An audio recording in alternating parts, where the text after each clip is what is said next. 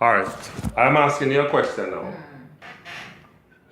We're talking about our mind. This is where poverty begins, in our mind, right? Suppose you who have a driver's license now, they just say, in the name of Jesus, I am claiming a driver's license. And I'm going to pray and fast. Do you think you'd get the driver's license, or did you have to sit down, get the book, study the book? That's how you got your driver's license. So you could have named it, you could have claimed it a little more. And that's how God work.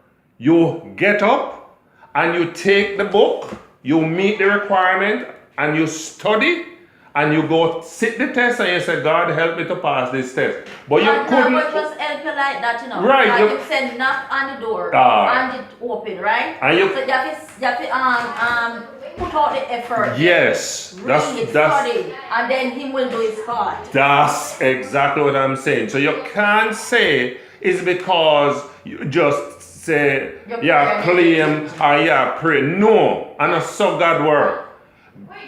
You have to make the effort, yeah, to take up the book, to study the book, and to go sit the exam. And when you're sitting the exam, you say, Lord, I have studied. Please bring back to my memory what I've studied. You can't say, Lord, I didn't study, but bring back what I didn't study to my mind.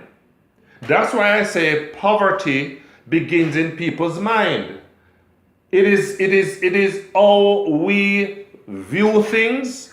It is what we do. Most people are poor today, not because they're poor financially, not because they lack opportunity, right? But because they are poor in their mind. It's a mindset thing. So if your mind not straight, and if you not set your mind a certain way, right? If you think poverty, if you not educate your mind, say for instance you want to learn a subject, any subject you want to learn about, don't you have to study it? You want to become a dentist. Put your mind to it and you put your mind to it and you study. You want to become a doctor. Whatever Can you just get up and say in the name of Jesus I want to be a doctor and you not study? No. You can't achieve it, right? Well, it's the same thing with money. If you're poor, don't just say in the name of Jesus I claim riches. Go and know what it is you must do to get rich. And do it. Do it. When you start, find out what makes one person rich and another person poor. What is it that the rich do that the poor not doing? The rich take chance, take risks then. They take risk. Sometimes they lose. And sometimes they win. And sometimes they win. And not only that, but they know what to do. The poor people, poverty is in their mind because they don't know. Fear hold back the poor. Yeah, but it's not fear too, but it's a matter of lacking in knowing what the requirements are. One of the things I've always said is we must know if you're going on a job, you must know what the requirements are for the job. You see, if you know the requirements, you have no problem with the boss because you're going to meet the requirement there all the time, right? If it's riches you want, know how the poor man get rich. Or the rich man get rich, I should say. And follow his method. Yeah? Why is it that two people, two of them are work minimum wage, two of them are now living in the same country, two of them have the same opportunity, yet one lift himself into and take himself out of poverty, while another person, 40 years, he stayed in that position and all his life he's in poverty. Why? Because one person decide they're going to just sit. They know, sometimes they know, but they don't do. They know, but they don't take action. They don't care. Right? Or they don't care.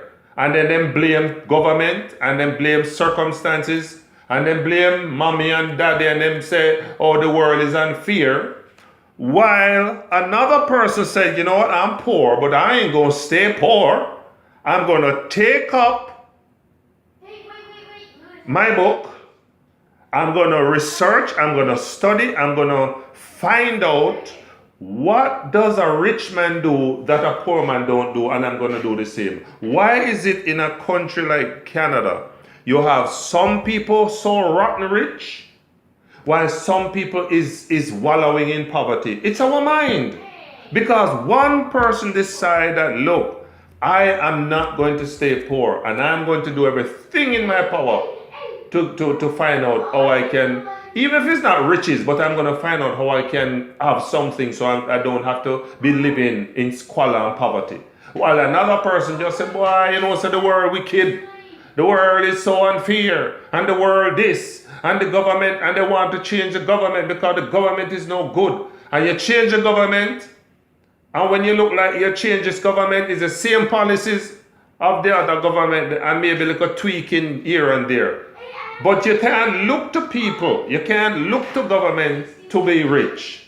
You can't look to government to take care of you. You look within yourself. What can I do?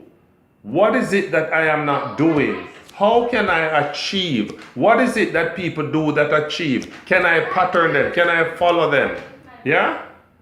Because I come in this country, and me and a lot of people at the same level when I came here, and I surpassed them. I'm not boasting or anything, but I surpassed them. Why?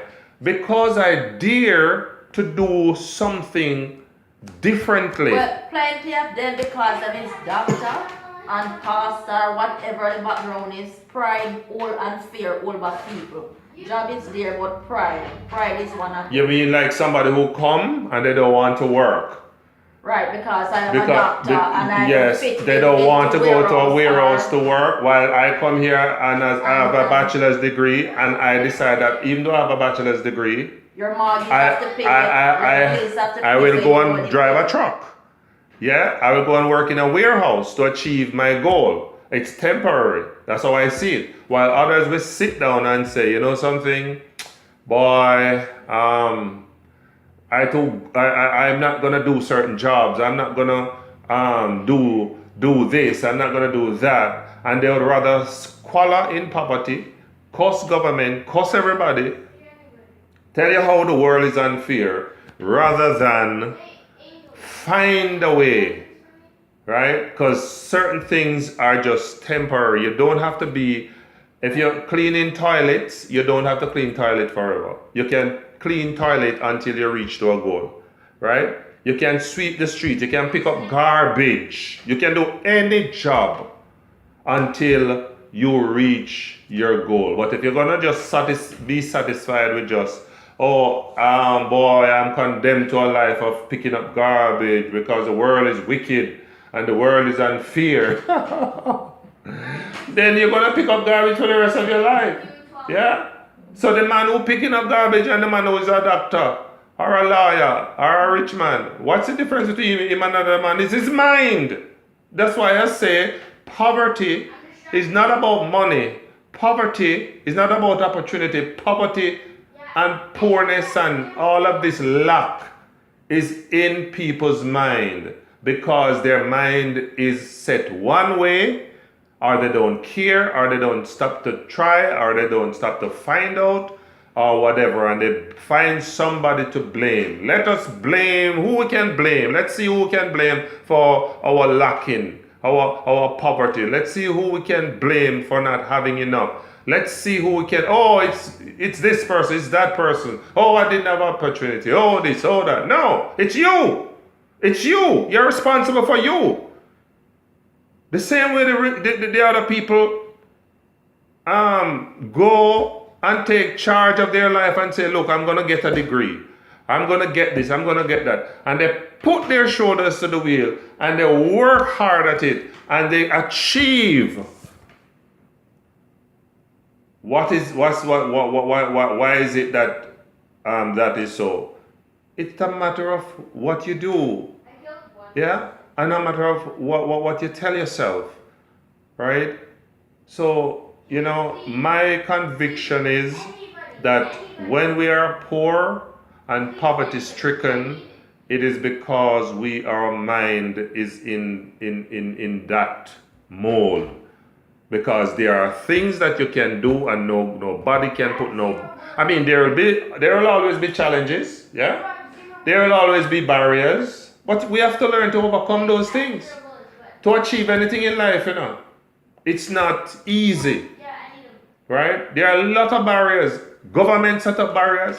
People here, this person, that institution set up all kind of barriers, and sometimes you feel frustrated, don't want to try. But no, like I remember when I was buying my first house in Jamaica, I could not believe the amount of run around and the amount of different places they're sending me to do this and get surveyor and get this and get that and lawyer and doctor and Indian and chief and this and that and deposit and where am I going to get the deposit and where am I going to and I just feel like hey, I can't bother with this. I give up. A lot of time I felt that, but I press on and I say I want this house. I'm going to get this house. And guess what? Did I get the house? I didn't even have my deposit. What did I do? When I turned to people, they turned me down. You want to move too fast. Wait till a few more years before you get that deposit. And sorry, we can't lend you any money because blah, blah, blah. And I never stopped. And somebody, I'll never forget it, a lady looked at me and said, you're going around looking for a deposit. Do you know that maybe you have the deposit and don't even realize it? She said, what kind of car do you drive? At the time I was driving a almost brand new second-hand car. That car was over $500,000 that I needed for the deposit. So you know what I did? I sold the car. Because nobody would let me the deposit. I sold my car. And that money went to my deposit. And I drove a smaller car, a cheaper car. Sometime in life, we have got to give up our comfort. That's the next thing. A lot of people, you know what is our biggest problem? We don't want to give up our status quo. We want to stay in one safe mode all the while. We don't want to get up. Comfort zone. Yes. Nobody wants to get out of their comfort zone. They want to always stay safe and stay quiet and stay in the job and stay here and do this and do that. Because they're, as you were saying, fear. Yeah? The fear of failure make people don't do anything. Yeah?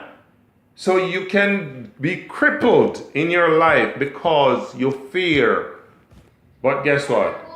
I will not be controlled by fear. I stepped out and I can say I did all that was required and was necessary. And even though it was frustrating, I did what I could and I did get the house. Come back here in Canada, same thing. I'm not like richer than anybody else. I was working like a freaking minimum wage job. And I see people here working the same, even better money than me. And they don't have a shelter over their head. Because guess what? They don't care. Their aim is to just live it up and go to nightclub and dance and party. And they don't want no responsibility. No responsibility, or they don't care. They just go about living their life any and anyhow, and then they later on they turn around now and say how the system failed them and how the system is wicked. No, you're wicked to your darn self because you fail to educate yourself. You fail to take some chances. You fail to take some risks. You fail to do what is required of you to make it in life. So don't blame people. Blame yourself.